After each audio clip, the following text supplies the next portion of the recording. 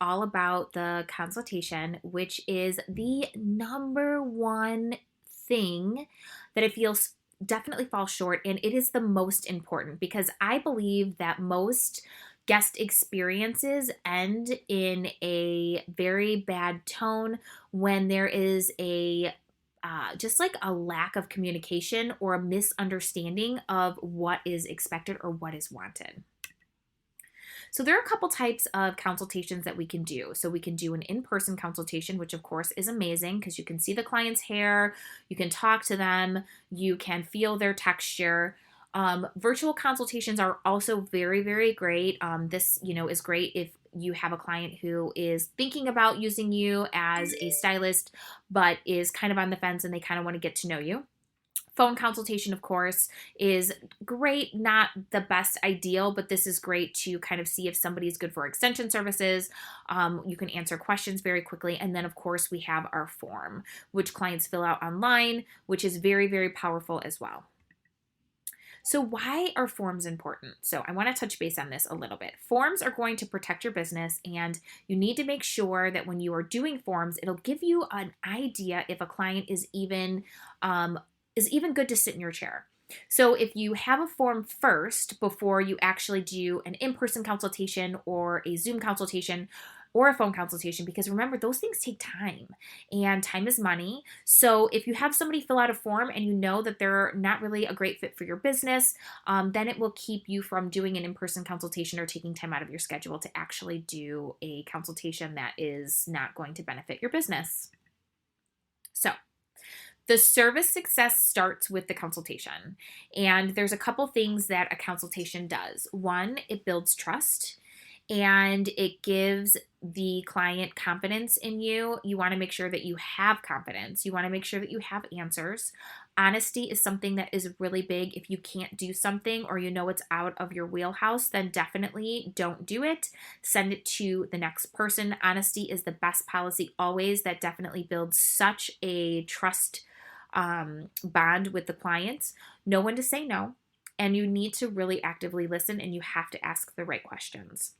During the consultation, you want to remember to be in charge. Of course, we want to listen to our guest. We want to get feedback from them.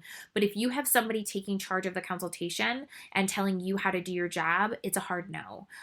You should be the one in charge of the service. You know what's best for the client. They don't do hair, you do. So you always want to make sure that you stay in charge and you want to be a problem solver. So by being a problem solver, that means, say you have somebody in your chair and they booked for a service and you know that the service is going to be much more expensive, or maybe you can't give them the result that day. You always want to give them options and opportunities to receive something that day. So maybe they get a portion, or you just get started on a hair plan for them. Maybe they wanted to go really blonde, but their hair won't be able to handle it. So what can you do to solve their problem? You also want to know that the consultation sets the tone for the appointment. So you want to set clear boundaries, you want to lead the conversation, and you want to mimic their body language. Mimicking their body language is very powerful. Communication is really important, and body language is like 75% of that. You also want to set the expectations. You want to make sure you're talking about the cost, how much time it's going to be. You want to talk about the results, the maintenance, and the care. These are all so important for a successful service. And you really want to make sure that you're very honest and you educate your client more than they need to be. And this doesn't mean you talk about hairstylist terms. This is what the maintenance is, this is what the cost is, this is what the damage can be to your hair, especially if you're lightening. You really just want to give them all of the information, throw everything on the table so that they know. So the purpose of photos is, and we should be taking photos, and we should be using photos as a visual aid consultation. And I'm going to go over all of those things. So photos track your success, right? Before pictures and after pictures are definitely something that you should be doing with every single client, because this is going to make sure that, one, you can track your success, but two, you also have proof if they say that they're not happy. It really does set you up for security, and it protects your business. This also is a proof of service, especially with extensions and higher end services. You really want to make sure you're documenting your work because things happen. People say that they didn't come in for services, that their card was stolen. So when you have pictures, it's proof of service, and make sure you're getting a shot of that person's face, right? We just don't want back pictures, but we definitely want to take photos all the time. And then, of course, the number one reason why you want to take pictures is for your marketing and your social media. This is going to help grow your business, and this is going to really help you showcase who you are as an artist and what you can do and what you specialize in. And then, of course, like using photos for a visual aid is so important. And I want to touch base on this. When we're looking at photos, we need to make sure we're asking the right questions. And we're asking clients what they see. What color do you see? What do you love about this photo? What do you hate about this photo? What was the one thing that made you pick this photo for your hair appointment today? And then have them point out the colors. I once had a client bring in a picture and it was a very copper red.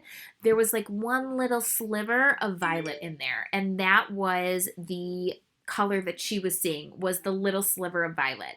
So if I didn't ask her the right questions, I would assume that she wanted a copper red, when in reality it was that purple violet color that she loved. So really making sure and having them point out which color is really appealing to you in this picture. And that is going to help you really have a successful consultation visually with photos. So I like to do the ABCs of consultations. So 1, is this look achievable? 2, is it in their budget? And 3, is it possible for them to care for it? So is this look achievable? We really need to set the expectations. If somebody's coming in with extremely dark hair and they want a platinum card, we know that might not happen in one day, especially if they've already got pre-existing color or pre-lightened ends. We really want to make sure that we're under-promising and we're over-delivering. And we are setting up a hair plan for them so that they know that it might not be achievable today, but in 2 or 3 sessions, we can get them where they want to be if it's possible. 2, is it in their budget? What is the investment going to be and what can they do today? Now, you really want to make sure that you overquote, because if they get undercharged at checkout, it's going to be great.